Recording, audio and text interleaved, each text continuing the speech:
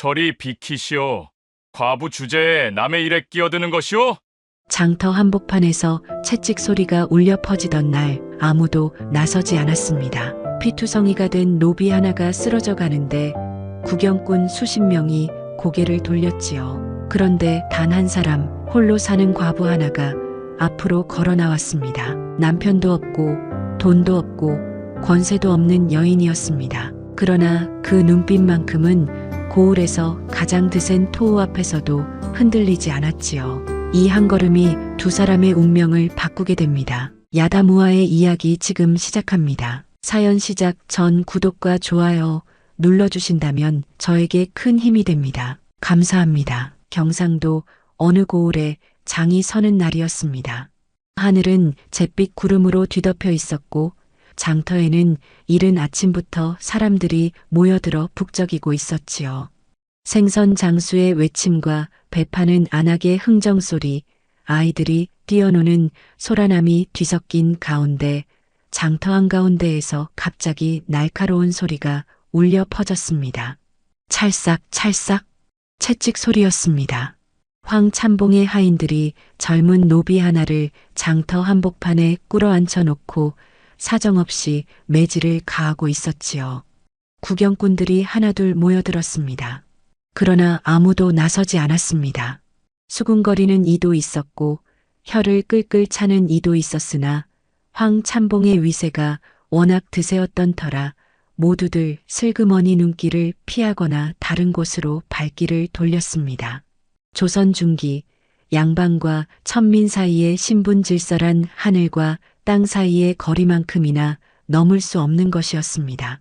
노비는 사람이 돼 사람으로 대접받지 못하고 주인의 재산으로 여겨지던 시절이었지요. 관아도 이웃도 누구 하나 그 질서에 손을 대려 하지 않았습니다.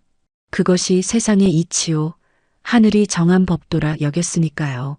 장터 어귀에는 수십 개의 노점이 늘어서 있었습니다. 기름 냄새, 생선 비린내, 갓 구운 떡 냄새가 뒤섞이며 코를 자극했지만 그 장터의 공기를 가장 무겁게 짓누르는 것은 쉼없이 이어지는 채찍 소리와 낮은 신음소리였습니다. 먼지가 자욱하게 일어났고 쨍한 햇빛도 잿빛 구름에 가려 빛을 잃은 채 장터를 내려다보고 있었습니다. 황참봉은 장터 한쪽에 돗자리를 깔고 앉아 부채질을 하며 매질을 지켜보고 있었습니다. 배는 불룩하게 나왔고 얼굴은 기름기가 자르르 흘렀으며 눈빛은 냉랭하고 거만했습니다. 고을에서 손꼽히는 토호로 논밭을 수십 마지기 소유하고 노비를 수십 명 거느린 인물이었지요. 그의 말 한마디면 이 고을에서 살기가 편해지기도 하고 반대로 숨통이 조여오기도 했습니다. 황참봉이 이 고을에 자리를 잡은 것은 30년도 더 된 일이었습니다. 처음에는 변변찮은 땅 몇 되기로 시작했지만 관아 사람들과 줄을 대고 힘없는 백성들의 땅을 헐값에 사들이거나 빼앗는 수법으로 재산을 불려왔지요. 그 과정에서 억울하게 눈물을 삼킨 사람이 한둘이 아니었지만 황참봉을 건드릴 수 있는 이는 이 고을에 없었습니다. 권세란 그런 것이었습니다. 오래 쌓이면 쌓일수록 그 무게에 눌려 아무도 도전하지 못하게 되는 것이지요. 찰싹 찰싹 찰싹 채찍 소리는 멈출 줄을 몰랐습니다. 그 장터 어귀에서 백구러미를 허리에 끼고 걷던 한 여인이 발걸음을 멈추었습니다. 윤씨였습니다. 고을에서 홀로 사는 과부로 나이는 32이었습니다. 일찍 남편을 여의고 작은 초가집 한 칸에서 배를 짜며 근근히 살아가는 여인이었지요. 살림은 쪼들렸지만 그 눈빛만큼은 언제나 단단했습니다. 오뚝한 콧날에 반듯하게 담은 입술, 그리고 어떤 어려움에도 쉽게 꺾이지 않는 눈빛. 마을 사람들은 그녀를 가리켜 속이 불같은 과부라 불렀습니다. 윤 씨가 과부가 된 것은 25대의 일이었습니다. 병치레가 잤던 남편이 어느 겨울 찬바람이 방 안으로 스며드는 이른 새벽에 조용히 눈을 감았지요. 자식도 없이 홀로 남겨진 윤 씨는 울 새도 없이 배틀 앞에 앉아야 했습니다. 눈물은 배짜는 손이 쉬는 틈을 비집고 나왔지만 윤 씨는 그때마다 이를 악물었습니다. 세상이 아무리 매섭게 굴어도 고개를 떨구지 않으리라 스스로 다짐했으니까요. 윤 씨는 남편이 살아있을 때부터 불의를 보면 참지 못하는 성품이었습니다. 이웃집 안하기 시어미에게 억울하게 구박을 당하면 참견하고 장터에서 상인이 힘없는 노인에게 물건 값을 속이면 나서서 따지는 사람이었지요. 남편은 그런 윤 씨를 보며 혀를 차면서도 속으로는 흐뭇해했습니다. 불같은 성품이 남편을 먼저 보내고 혼자 살아가는 윤 씨에게는 오히려 버팀목이 되었지요. 그런 윤 씨의 귀에 채찍 소리가 날아와 박혔습니다. 발걸음이 저절로 멈추었습니다. 윤 씨는 잠시 서서 소리가 나는 쪽을 바라보았습니다. 그리고 사람들을 해치며 안으로 들어서자 피투성이가 된 젊은 남자가 장터 한복판에 꿇어앉아 고개를 떨구고 있는 모습이 눈에 들어왔습니다. 한번 채찍이 떨어질 때마다 그의 몸이 움찔거렸지만 그는 신음조차 크게 내지 않았습니다. 이를 악물고 있는 것이 역력했습니다. 윤 씨의 두 손이 저절로 꽉 쥐어졌습니다. 저 사람은 무슨 죄를 지었을까 하는 생각보다 먼저 든 것은 저렇게 맞아도 되는 사람이 세상에 있겠는가 하는 마음이었습니다. 윤 씨는 그 마음을 따라 한 걸음, 또 한 걸음 앞으로 나아갔습니다. 매를 맞고 있는 노비의 이름은 돌쇠였습니다. 25의 청년으로 어깨가 넓고 팔다리가 단단하게 여문체구를 지녔습니다. 황참봉의 집에서 논밭일과 허드렛 일을 도맡아 하며 살아온 노비였지요.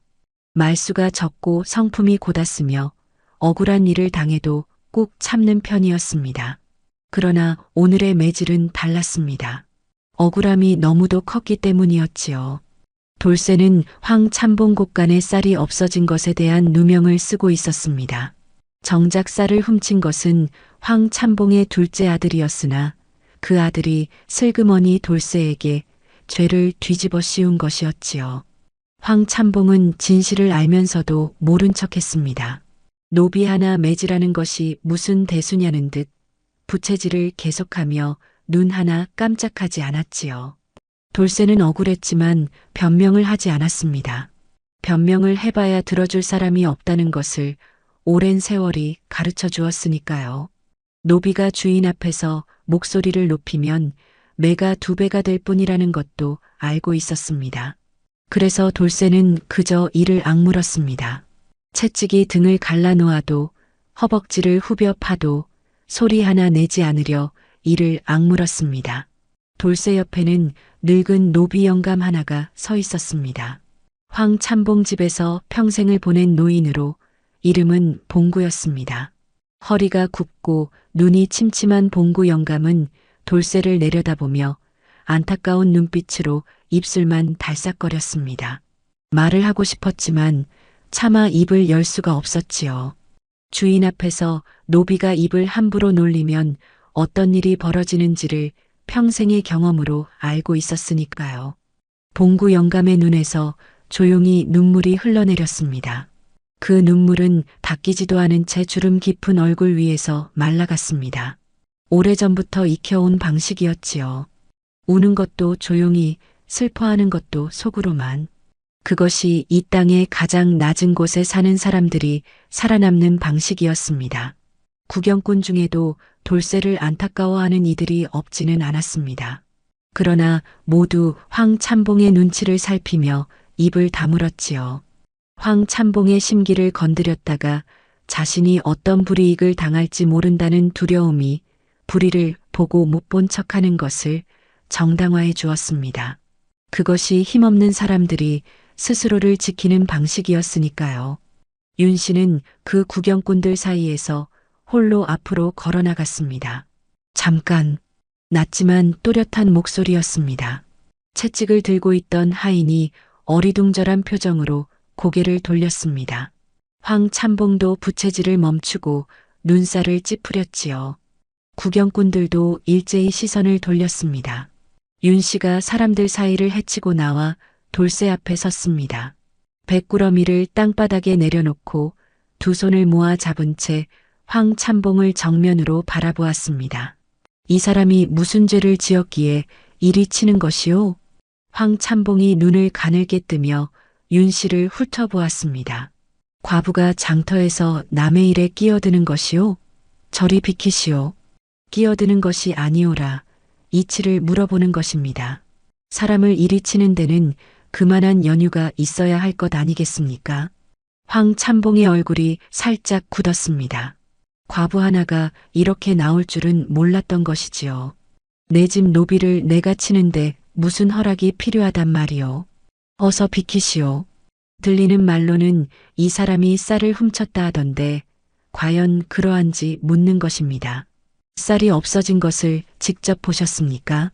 아니면 다른 누군가의 말만 듣고 이리 치시는 것입니까?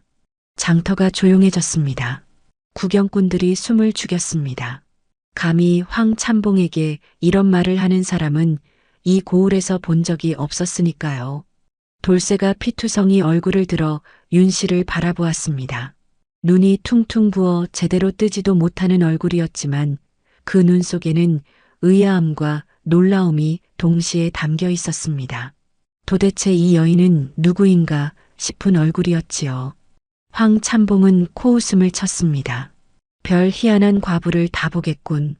어서 비키지 않으면 내 이 장터 사람들 앞에서 망신을 줄 것이오. 망신은 지금 이 사람을 죄 없이 치고 있는 참봉 어른께서 받고 계신 것입니다. 황참봉의 부채가 멈추었습니다. 주변 하인들도 얼굴이 굳었지요. 장터 구경꾼들 사이에서 낮은 웅성거림이 일었습니다. 누군가 뒤에서 작게 웃음을 참는 소리도 들렸지요. 황참봉의 얼굴이 시뻘개졌습니다. 황참봉의 얼굴이 불그락푸르락해졌습니다. 참봉이라는 직함을 달고 이 고을에서 수십 년을 살아오는 동안 이렇게 정면으로 받아치는 사람은 처음이었지요. 그것도 과부 하나가. 황참봉은 주먹을 불끈 쥐며 하인에게 눈짓을 보냈습니다. 이 여인을 끌어내라. 하인이 다가서려 하자 윤 씨는 한 발짝도 물러서지 않고 목소리를 높였습니다. 여러분, 보고 계십니까? 사람이 맞고 있습니다. 죄가 있는지 없는지 따져보지도 않고 그저 힘이 없다는 이유만으로 맞고 있습니다. 구경꾼들이 술렁거렸습니다. 황참봉은 윤 씨가 자꾸 군중을 의식시키는 것이 불편해지기 시작했습니다. 이러다 진짜 소문이라도 이상하게 퍼지면 곤란했지요. 황참봉은 잠시 생각하다 비웃음을 띠며 입을 열었습니다. 좋소. 그렇게 이 노비가 마음에 든다면 노비값을 물어내면 데려가시오. 노비 한 명 값이 얼마인지는 알고 계시겠지. 빈정거림이 가득 담긴 말이었습니다. 과부 하나가 노비값을 어떻게 치르겠냐는 비웃음이었지요. 윤 씨는 잠시 눈을 감았습니다. 이 돈을 쓰면 이번 달 양식이 빠듯해진다는 것을 알고 있었습니다. 배를 팔아 겨우 모아놓은 돈이었고 그 돈으로 쌀을 사고 땔감을 사야 한다는 것도 알고 있었습니다. 혼자 사는 몸이라 여유라는 것이 없었지요. 겨울이 오면 또 어찌 날지 걱정해야 할 처지였습니다. 그러나 눈앞에서 피투성이가 된 사람을 두고 발길을 돌리는 것은 윤 씨의 몸이 허락하지 않았습니다. 윤 씨는 허리춤에 찬 돈 주머니를 풀어 황참봉 앞에 내던졌습니다. 값이 모자라면 나머지는 나중에 치르겠소. 장터의 짧은 침묵이 흘렀습니다. 황참봉이 돈 주머니를 내려다보더니 손을 들어 하인에게 신호를 보냈습니다. 더 이상 실랑이를 벌이는 것이 자신의 체면에도 이롭지 않다고 판단한 것이었지요. 가져가시오. 두고 보면 알게 될 것이오. 그 마지막 말에는 날이 서 있었습니다. 경고이자 협박이었지요. 윤 씨는 그 말을 들으면서도 표정 하나 바꾸지 않고 돌쇠 옆으로 다가가 쪼그려 앉았습니다. 돌쇠의 팔을 부축하려 하자 돌쇠가 몸을 움츠리며 고개를 저었습니다. 괜찮습니다, 마님. 괜찮은 얼굴이 아니오. 일어서시오. 윤 씨의 초가집은 장터에서 반시경쯤 걸어야 닿는 마을 끝에 있었습니다. 돌쇠는 윤 씨의 부축을 받으며 그 길을 걸었습니다.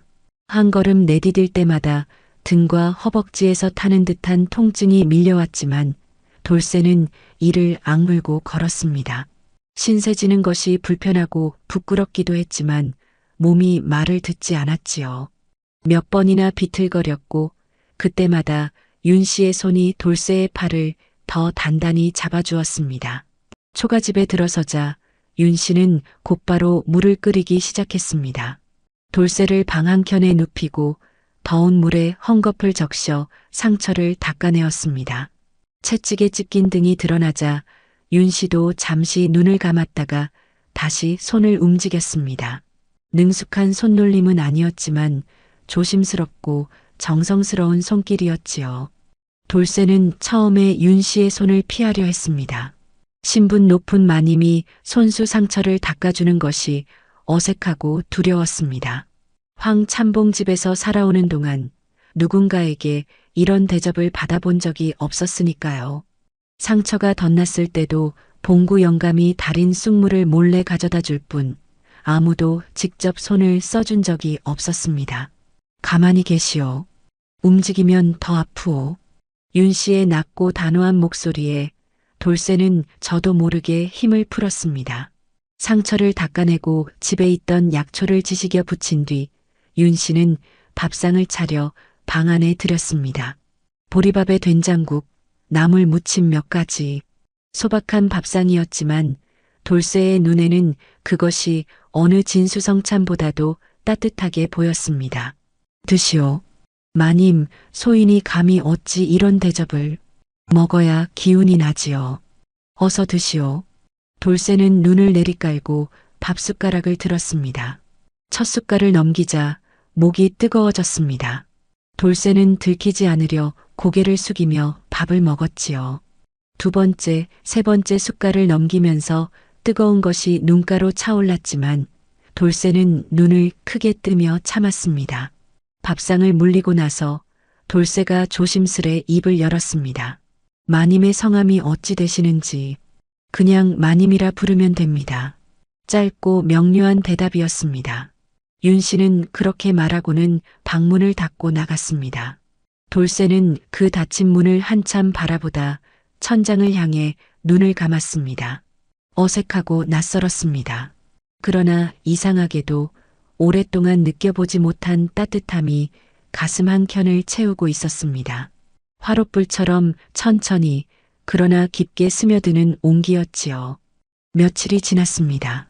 돌쇠의 상처가 아물기 시작했고 기운도 조금씩 돌아왔습니다. 돌쇠는 윤 씨의 집에서 허드렛 일을 도우며 지냈습니다. 물을 길어오고 장작을 패고 무거운 배 꾸러미를 옮기는 일들이었지요. 자신이 신세를 지고 있으니 몸으로라도 보탬이 되어야 한다는 생각이었습니다. 일을 하는 동안만큼은 마음이 조금 가벼워지는 것도 같았지요. 그러나 돌쇠의 마음속에는 늘 무거운 그늘이 드리워져 있었습니다. 밥상 앞에서도 우물가에서도 장작을 패는 순간에도 돌쇠는 자신의 발등을 내려다보는 버릇이 있었습니다. 누가 지켜볼 때면 저절로 고개가 숙여졌고 말을 할 때면 목소리가 작아졌습니다. 노비라는 신분이 그의 몸에 그림자처럼 달라붙어 무엇을 해도 어디에 있어도 그를 고개 숙이게 만들었습니다. 그것은 황참봉 집에서 보낸 20여 년이 뼈에 새겨놓은 것이었지요. 윤 씨는 그런 돌쇠가 답답했습니다. 어느 날 저녁 돌쇠가 밥상을 받으며 또 몸을 잔뜩 움츠리자 윤 씨가 젓가락을 내려놓으며 물었습니다. 돌쇠, 그 버릇은 어디서 온 것이오? 어떤 버릇 말씀이십니까? 항상 고개를 숙이는 버릇 말이오. 방 안에서도 밥 먹을 때도 길을 걸을 때도. 돌쇠는 대답을 하지 못했습니다. 그 버릇이 버릇인 줄도 몰랐으니까요. 고개를 숙이는 것이 숨 쉬는 것처럼 자연스러워진 지 오래였습니다. 신분이 사람을 만드는 것이 아니오. 사람이 신분보다 먼저지요. 사람이 먼저고 신분은 그 다음이요. 마님, 소인은 노비이옵고 이 집에서만큼은 그냥 고개를 들고 밥을 먹으시오. 돌쇠는 그 말에 천천히 고개를 들었습니다. 윤 씨와 눈이 마주쳤습니다. 윤 씨는 이미 시선을 밥그릇으로 내리깔고 밥을 먹기 시작했지요. 돌쇠는 한참 동안 그 옆모습을 바라보다 조용히 밥숟가락을 들었습니다. 한편 마을에서는 소문이 퍼지기 시작했습니다. 과부 윤 씨가 젊은 남자를 집에 들였다는 소문이었지요. 이웃 안악들은 수군거렸고 장터에서는 허튼 말들이 오갔습니다. 과부가 젊은 노비를 데려다 부린다느니, 혼자 살기 쓸쓸해서 그런다느니 온갖 말이 다 떠돌았지요. 그 소문이 결국 황참봉의 귀에도 들어갔습니다. 황참봉은 그 소문을 듣고 입술을 비틀었습니다. 돌쇠를 완전히 손에 넣을 기회가 왔다고 생각했던 것이지요. 어느 날 밤 윤 씨의 초가집 문 앞에 발소리가 울렸습니다. 황참봉이 보낸 깡패 셋이었습니다. 우락부락한 체구에 눈빛이 험악한 자들로 문을 발로 걷어차며 들어섰지요. 돌쇠 내놓으시오. 노비 문서는 아직 우리 참봉 어른 손에 있어. 돈을 받았다 해도 문서를 넘기지 않은 이상 이자는 우리 것이오. 윤 씨가 방문을 열고 나섰습니다. 세 남자가 마당에 버티고 서 있는데도 얼굴색 하나 변하지 않았지요. 문서 이야기를 하시는 것이요. 그렇다면 관아에서 정식으로 따져보아야 하지 않겠소. 관아 이야기는 꺼내지도 마시오. 조용히 내놓으면 마님은 무사할 것이오. 깡패들 중 한 명이 성큼 앞으로 나서며 목소리를 높였습니다. 우리 참봉 어른이 그냥 두지 않을 것이오. 과부가 혼자 사는 집에 무슨 일이 생길지는 마님 스스로 잘 아시겠지요. 그때 방 안에서 돌쇠가 나왔습니다. 돌쇠는 세 사람을 바라보다 윤 씨 앞에 서며 말했습니다. 내가 갈 것이오. 마님 때문에 이 집이 위험해지면 안 돼요. 돌쇠, 마님, 소인 때문에 마님이 이런 일을 당해선 안 됩니다. 윤 씨가 돌쇠의 팔을 붙잡았습니다. 가지 마시오. 마님, 가지 말라 하지 않소. 윤 씨의 손이 돌쇠의 팔을 꽉 쥐었습니다. 차갑고 가느다란 손이었지만 그 힘은 놀랍도록 단단했습니다. 돌쇠는 그 손을 느끼며 입을 다물었습니다. 깡패 중 하나가 비웃으며 앞으로 나서려 했습니다. 그 순간 이웃집에서 불빛이 켜지고 이웃 사람들이 무슨 일이냐며 기웃거리기 시작했습니다. 개 짖는 소리도 울렸고 인기척이 늘어났지요. 깡패들은 눈치를 살피다 결국 침을 뱉고 물러났습니다. 두고 보시오. 으름장을 남기고 사라지는 발소리가 밤 공기 속으로 멀어졌습니다.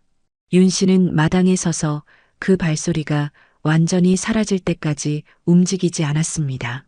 돌쇠도 그 옆에 묵묵히 서 있었지요. 두 사람 사이로 서늘한 밤바람이 지나갔습니다. 마님, 소인 때문에 한번 시작한 일은 끝을 보아야 하지요. 걱정 마시오. 그 말을 끝으로 윤 씨는 방으로 들어갔습니다. 돌쇠는 마당에 혼자 서서 별이 드문드문 뜬 밤하늘을 올려다보았습니다. 가슴속에서 무언가가 단단하게 굳어가는 것이 느껴졌습니다.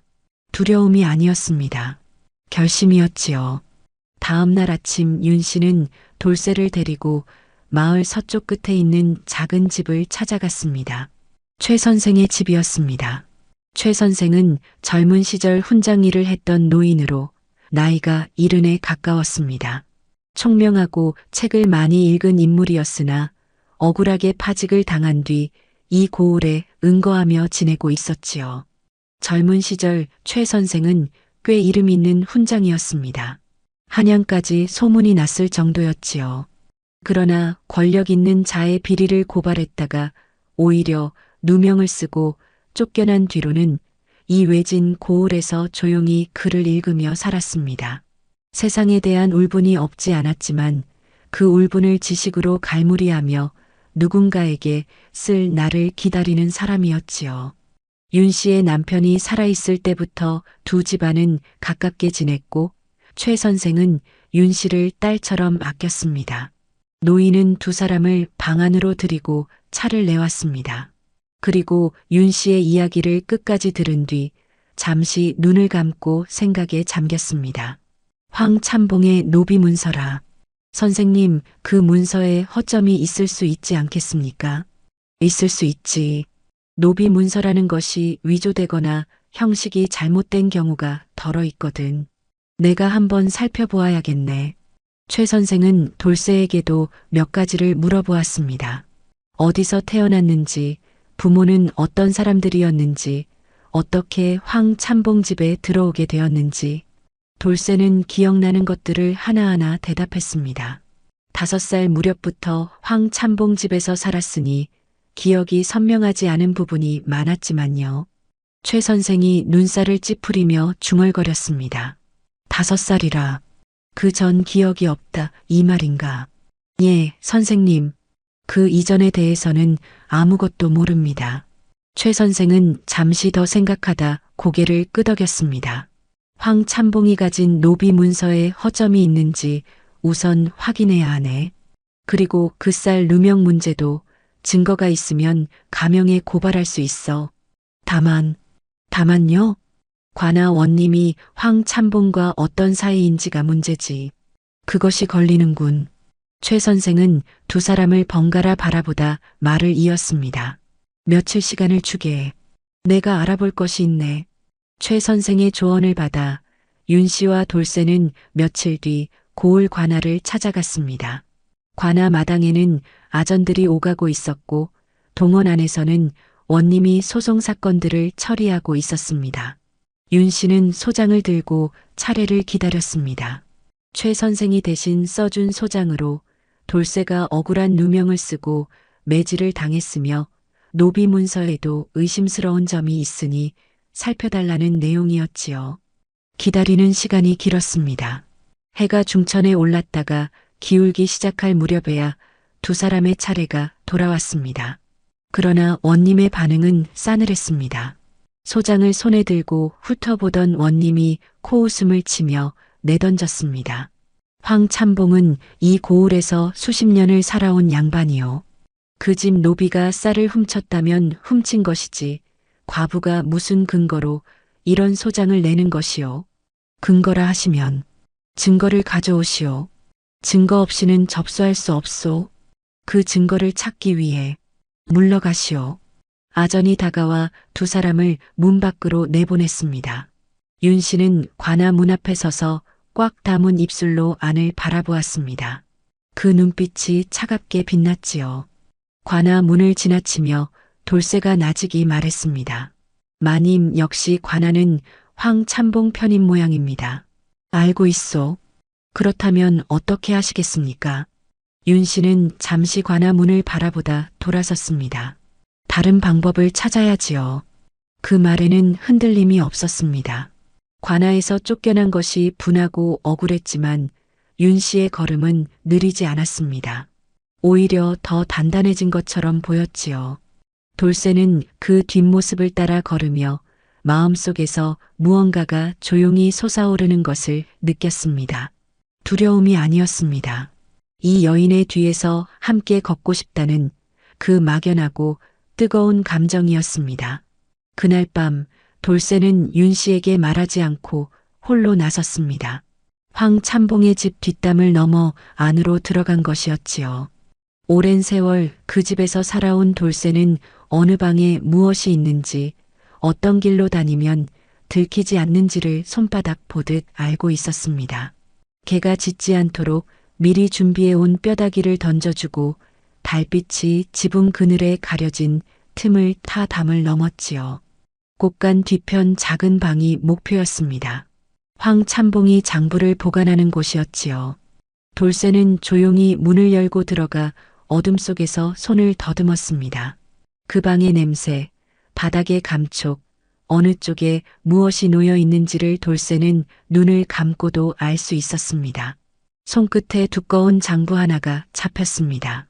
달빛 아래에서 장부를 펼쳤습니다. 처음 몇 장을 넘기자 눈에 걸리는 것이 있었습니다.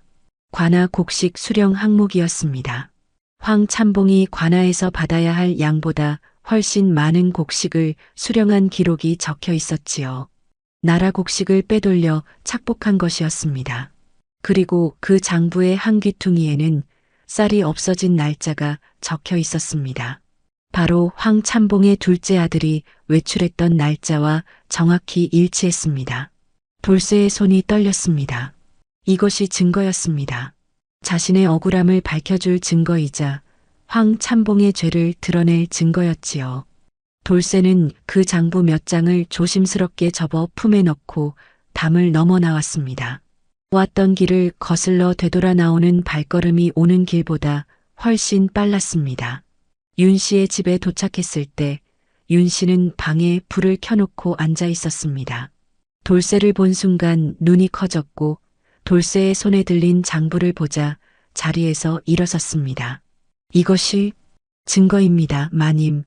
두 사람은 처음으로 마주보며 활짝 웃었습니다. 그 웃음은 짧았지만 오랫동안 가슴속에 남을 만한 것이었습니다. 마당에는 달이 환하게 떠 있었고 바람이 살며시 불어와 두 사람 사이를 지나갔습니다. 그러나 기쁨은 오래가지 않았습니다. 이틀 뒤 밤 윤 씨의 집 앞에서 연기 냄새가 났습니다. 울타리에 불이 붙어 있었습니다. 돌쇠가 먼저 눈치채고 소리쳤습니다. 마님, 불입니다. 윤 씨가 방에서 뛰쳐나왔습니다. 불길은 울타리를 타고 빠르게 퍼지고 있었지요. 누군가 일부러 지른 불이었습니다. 기름 냄새가 섞여 있었고 불이 붙은 방향도 사람이 손을 대지 않으면 그렇게 될 수 없는 곳이었습니다. 황참봉의 짓이 분명했습니다. 돌쇠는 물독을 집어들고 불길을 잡으려 했지만 바람까지 불어 불은 점점 거세게 번졌습니다. 이웃 사람들이 소리를 듣고 달려나왔고 우물에서 물을 퍼날랐지만 초가 지붕이 불길에 휩싸이는 것은 막지 못했습니다. 하늘로 불티가 날아올랐고 어둠 속에서 빨갛게 타오르는 불빛이 마을 저편까지 보였지요. 윤 씨는 타오르는 집을 바라보며 움직이지 않았습니다. 마님, 장부, 이미 품에 있소. 윤 씨의 손이 가슴 앞을 꼭 감싸고 있었습니다. 증거 장부를 옷 속에 단단히 품은 것이었지요. 집이 타도 장부만큼은 잃을 수 없었습니다. 불이 잦아드는 새벽 윤 씨의 집은 기둥만 남고 전부 재가 되어 있었습니다. 배틀도 세간도 남편이 남긴 책 몇 권도 모두 잿더미 속으로 사라졌지요. 남편의 필체가 담긴 책들이었습니다. 다시는 볼 수 없는 것들이었지요. 돌쇠는 잿더미 앞에 서서 두 눈이 시뻘겋게 달아올랐습니다. 마님, 소인 때문에 일이 됐습니다. 그 목소리가 떨렸습니다. 눈물인지 연기 때문인지 모를 것이 뺨을 타고 흘러내렸지요. 윤 씨는 그 옆에 서서 잿더미를 바라보며 한참 아무 말이 없었습니다. 새벽바람이 차갑게 두 사람 주위를 돌았습니다. 그리고 윤 씨가 조용히 입을 열었습니다. 집은 다시 지으면 됩니다. 두 사람은 최 선생의 집으로 몸을 피했습니다. 최 선생은 아무 말 없이 방 2개를 내주었습니다.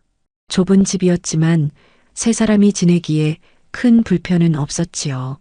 낮에는 최 선생이 장부를 살피고 대책을 논의했고 밤이 되면 윤 씨와 돌쇠는 나란히 마루에 앉아 장부 내용을 정리했습니다. 하루, 이틀, 사흘이 지나는 동안 두 사람 사이에는 이전과 다른 무언가가 조용히 자라고 있었습니다. 낮에는 돌쇠가 최 선생의 집 허드렛 일을 도왔고 윤 씨는 최 선생의 문서 정리를 도왔습니다. 세 사람이 밥상에 둘러앉아 이야기를 나누는 시간도 생겼지요. 최 선생은 돌쇠에게 글을 가르쳐 주기 시작했습니다. 돌쇠가 글을 모르는 것을 알고 저녁 시간마다 붓을 들게 한 것이었습니다.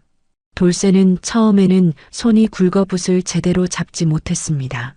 글씨가 뭉개지고 삐뚤어졌지요. 그러나 날이 갈수록 조금씩 나아졌습니다. 윤 씨가 옆에서 지켜보다 가끔 이렇게 쥐는 것이오라며 돌쇠의 손을 잡아주었습니다.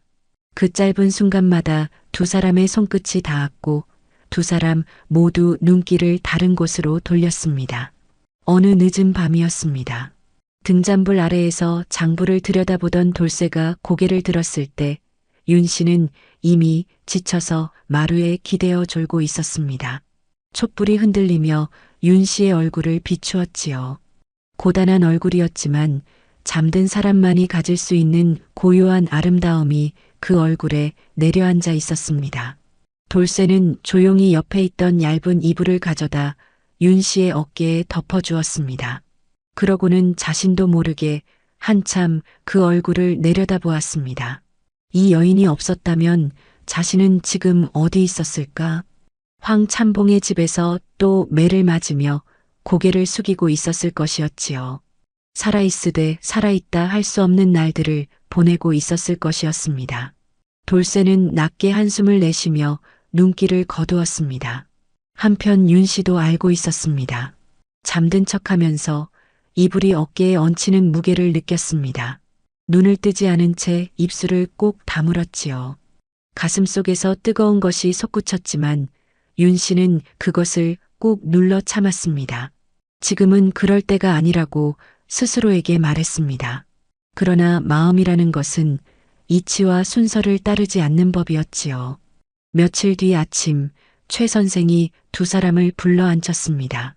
밤새 장부를 들여다보고 오래된 문서들을 살핀 노인의 얼굴에는 기묘한 표정이 얹혀 있었습니다.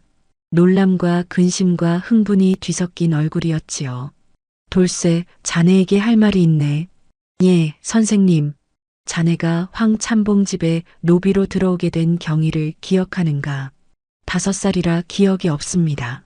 그렇겠지. 최 선생은 잠시 숨을 골랐습니다. 그리고 천천히 말을 이었습니다. 내가 황참봉 집안의 오래된 문서들을 여러 경로로 입수해서 살펴보았네. 자네 노비 문서에 수결이 빠져 있는 것은 물론이거니와 이 문서가 위조된 것임을 보여주는 흔적이 있어. 그런데 그보다 더 놀라운 것을 발견했네. 두 사람이 숨을 죽였습니다. 돌쇠, 자네는 원래 노비가 아니야. 자네는 이 고을 출신 무관, 이성득이라는 사람의 서자로 태어났네. 이성득은 자네가 3살 때 전장에서 전사했고 자네 어미는 그 이듬해 병으로 세상을 떠났어. 갈 곳이 없어진 자네를 황참봉이 거두어 준다는 명목으로 데려다가 노비로 만든 것이지. 방안이 조용해졌습니다. 돌쇠는 한동안 말을 하지 못했습니다. 최 선생의 말이 귀에 들어오기는 했지만 그것이 자신의 이야기라는 것이 실감되지 않았습니다. 하늘이 빙글 도는 것 같았습니다. 손바닥이 식어갔습니다. 아버지가 있었다는 것, 어머니가 있었다는 것, 그리고 그 두 사람이 모두 자신을 남겨두고 먼저 세상을 떠났다는 것, 그것보다 더 충격적인 것은 자신이 노비가 아니었다는 사실이었습니다. 20여 년을 노비로 살아오는 동안 한 번도 의심해 본 적 없는 사실이었으니까요. 윤 씨가 조용히 돌쇠의 곁으로 다가앉았습니다. 아무 말도 하지 않았습니다. 그저 그 옆에 있었습니다. 진실을 알게 된 돌쇠는 며칠간 말이 없었습니다. 밥을 먹어도 입맛이 없었고 잠을 청해도 잠이 오지 않았습니다. 마당에 혼자 나와 하늘을 바라보는 시간이 늘었습니다. 지붕 위로 흘러가는 구름을 보며 자신이 살아온 25년을 되짚었지요. 매를 맞던 날들, 고개를 숙이던 날들, 밤에 몰래 우물가에 나가 등에 물을 붓던 날들, 봉구 영감이 몰래 가져다 준 쑥물 한 그릇이 유일한 위로였던 날들, 그 모든 것이 처음부터 잘못된 것 위에서 시작된 것이었습니다. 억울하고 서러웠습니다. 그 시간들이 억울하고 그것을 막지 못한 것이 원망스럽고 자신이 그토록 오래 고개를 숙이며 살아온 것이 부끄럽기도 했습니다. 그러나 가장 깊은 곳에서 올라오는 감정은 슬픔이었습니다. 한 번도 기억하지 못하는 아버지와 어머니에 대한 그리움이었지요. 얼굴도 목소리도 손의 온기도 기억하지 못하는 두 사람이었지만 그 두 사람이 있었다는 사실만으로 돌쇠는 울고 싶었습니다. 어느 저녁 윤 씨가 마당으로 나와 돌쇠 옆에 섰습니다. 많이 힘들지요. 마님, 억울하고 서럽겠지요. 그 마음이 당연합니다. 돌쇠가 눈을 내리깔았습니다. 눈가가 붉어졌지요. 윤 씨가 조용히 말을 이었습니다. 그런데 돌쇠, 내가 한 가지 물어봐도 되겠소? 예. 과거를 얼마나 오래 탓하려고 하오. 잃어버린 시간을 슬퍼하는 것은 당연하지요. 하지만 그것에 매여 있으면 앞으로 나아갈 수가 없소.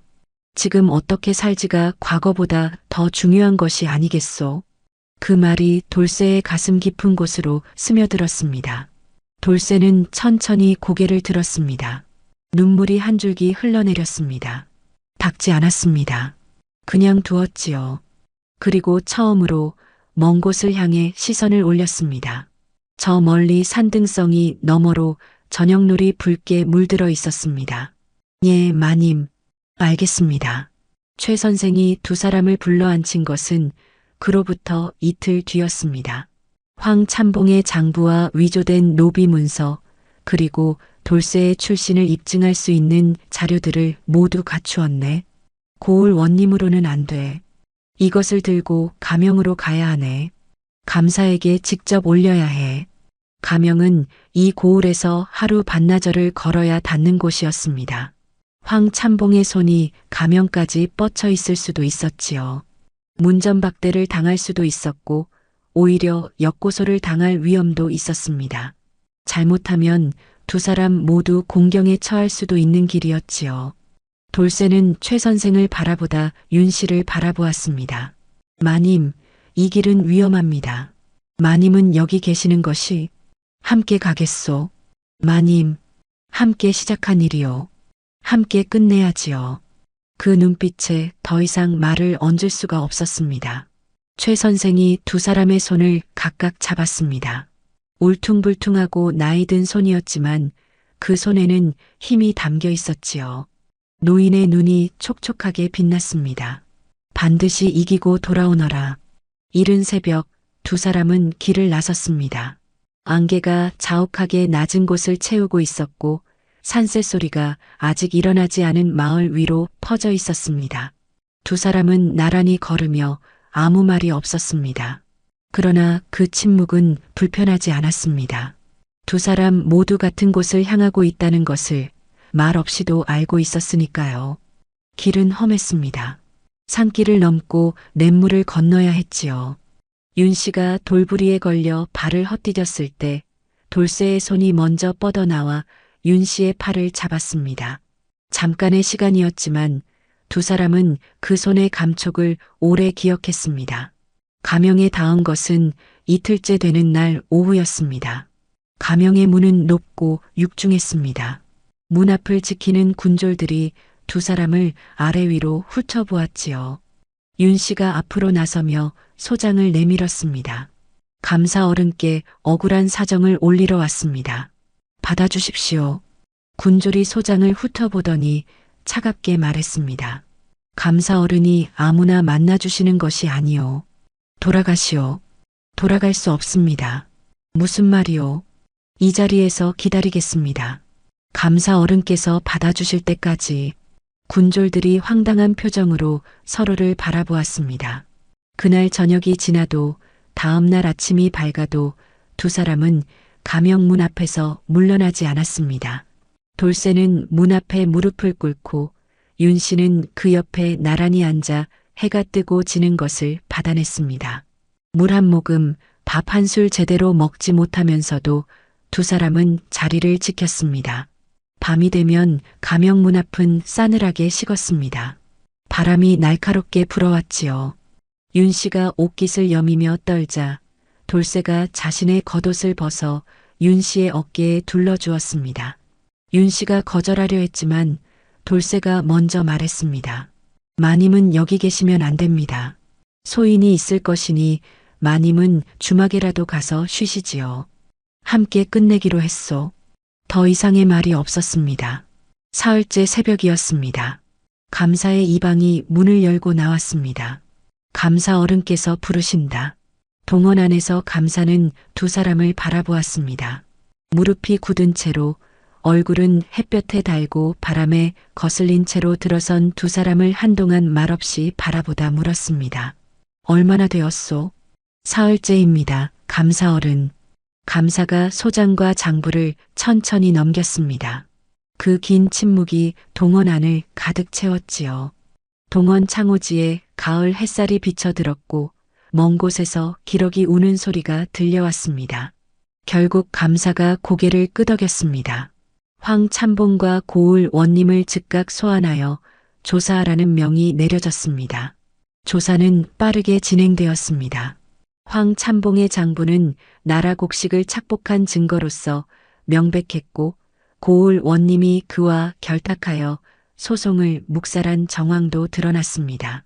황참봉은 파직되고 재산을 몰수당했으며 고을 원님도 함께 처벌을 받았습니다.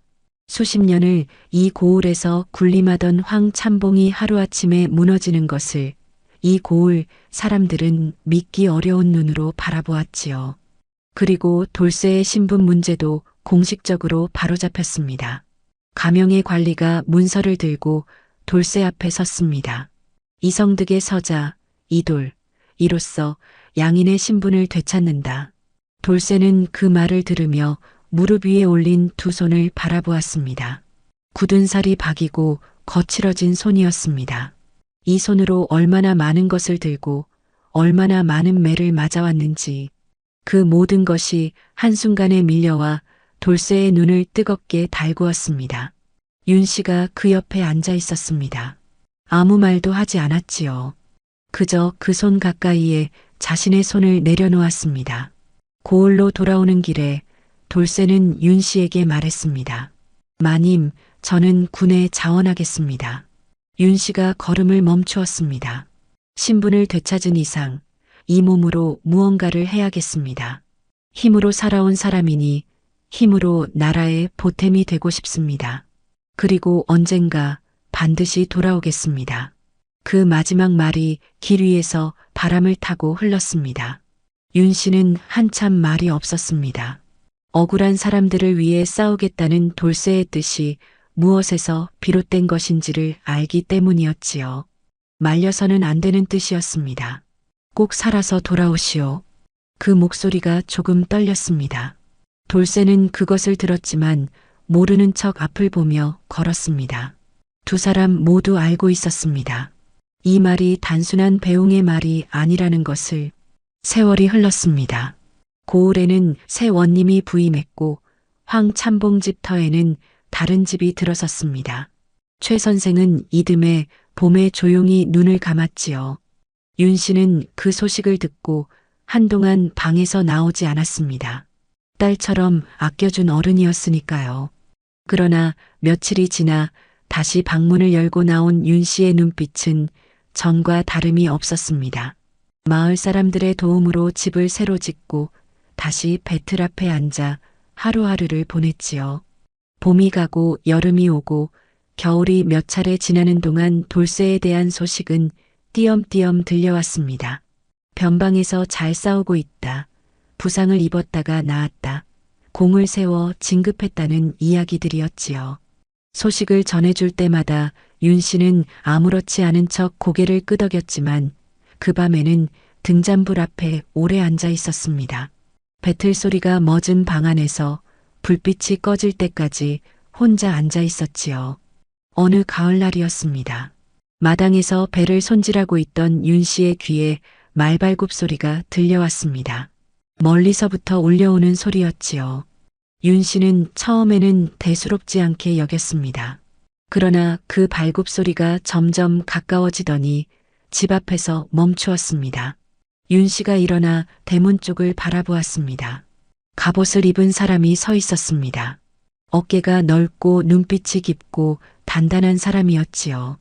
세월이 흘러 얼굴에는 선이 더 굵어졌고 몸은 더욱 단단해졌지만 그 눈빛만큼은 조금도 변하지 않았습니다. 황참봉의 집 장터에서 피투성이로 꿇어있던 그 눈빛이었습니다. 돌쇠였습니다. 변방에서 공을 세워 장군의 직첩을 받고 고을로 돌아온 것이었지요. 두 사람은 한참을 말없이 바라보았습니다. 마당에는 감나무 잎이 바람에 하나둘 떨어져 내렸습니다. 가을 햇살이 두 사람 위로 나직이 내려앉았지요. 그리고 두 사람은 동시에 웃음을 터뜨렸습니다. 아무 말도 필요하지 않은 웃음이었지요. 살아 돌아왔다는 것, 그리고 여기 있다는 것, 그것으로 충분했습니다. 이듬해 봄 윤 씨와 돌쇠는 고을에서 혼례를 올렸습니다. 소박한 혼례였습니다. 마을 사람들이 함께 자리를 채워주었고 봄꽃이 울타리 너머로 가지를 뻗으며 두 사람을 축하해 주었지요. 돌쇠는 갑옷 대신 깨끗한 도포 차림으로, 윤 씨는 오랫동안 간직해 두었던 붉은 치마 저고리를 입고 나란히 앉았습니다.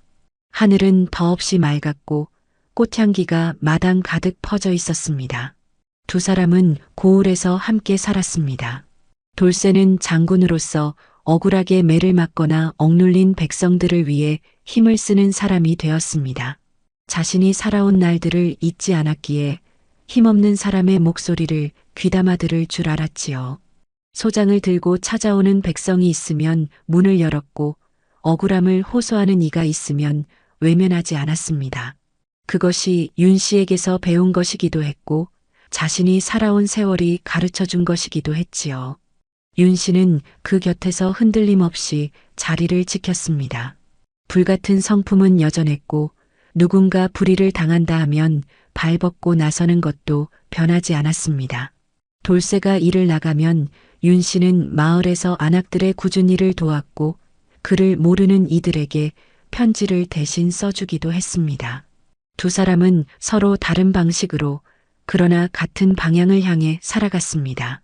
고을 사람들은 두 사람을 가리켜 이렇게 말했습니다. 저 장군은 어찌 저리 백성의 마음을 알까? 마님이 그리 만든 것이지. 그 말을 전해 들은 돌쇠가 웃으며 윤 씨에게 전하자 윤 씨는 고개를 저으며 말했습니다. 내가 만든 것이 아니오. 처음부터 그런 사람이었지요. 그걸 세상이 미처 몰랐을 뿐이요.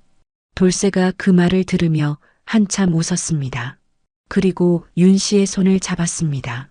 윤 씨는 잡힌 손을 빼지 않았지요. 옛말에 이런 말이 있습니다.